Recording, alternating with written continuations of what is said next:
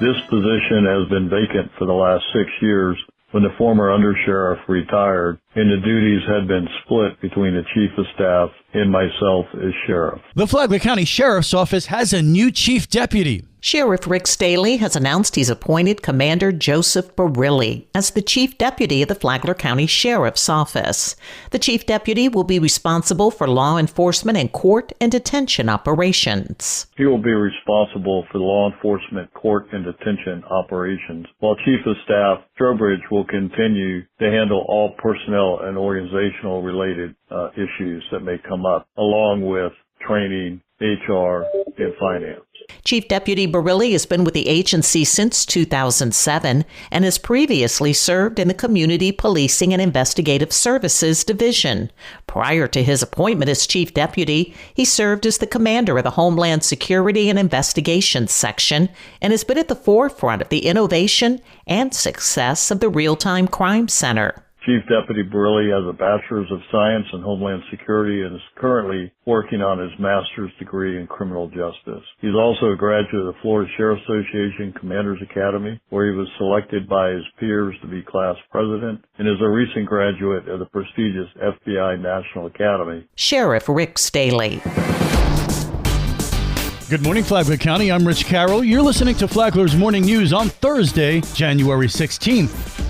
As with many Florida communities, the city of Flagler Beach has several infrastructure needs. Local leaders made their case for state funding before the Flagler County Legislative Delegation. Commissioner Jane Mealy representing the city of Flagler Beach. The priority project for the city remains the same as last year. The extension of a water main north along Lambert Avenue to subsequently provide for a secondary crossing beneath the Atlantic Intercoastal Waterway. Currently, the city has one and only one water main across the river to provide municipal water to all residents, businesses, and other agencies east of the river. Last year's request for 50% funding of the project was denied, and Mealy says grant money is not available. For that reason, the city again requests a legislative line item of $2 million to support that project. And again, that would be a 50% matching grant.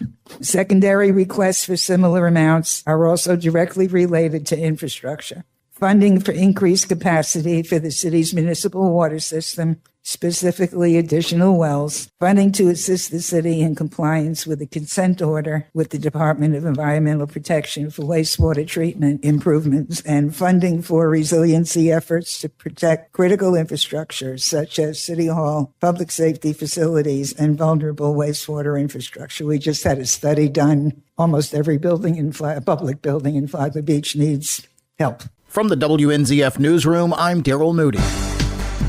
This local news is a service of Flagler County's Toyota dealer, Beaver Toyota, here to wow you. Get a one-ring call? Don't call back. A while back, we warned you about the one-ring scam. That's when you get a phone call from a number you don't know and the call stops after just one ring. Well, the scam is back with a vengeance, and the FCC just issued a news advisory about it. Here's how you should respond, according to a Federal Trade Commission public service announcement. Your phone rings once, and before you can pick up, the caller hangs up. They are not in your contacts, so should you return their call? No. Scammers use one-ring phone scams to try to get you to return their call. If you do, you'll get hit with big per-minute charges on top of an international calling rate. So, don't return calls from people you don't know. Learn more at ftc.gov/one-ring phone scams. You're also asked to report the robocall to the FTC at donotcall.gov. And always check your phone bill for suspicious or unusual charges. For Flagler's Local Morning News, I'm Karen Johnson.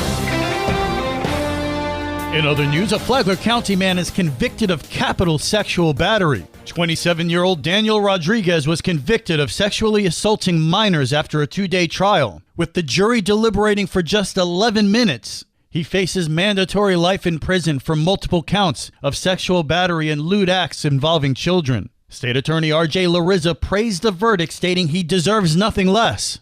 The Flagler County Sheriff's Office investigated, and Assistant State Attorney Melissa Clark successfully prosecuted the case. Sentencing will be determined by Judge Dawn Nichols. And now you're up to date on Flagler's Morning News. I'm Rich Carroll.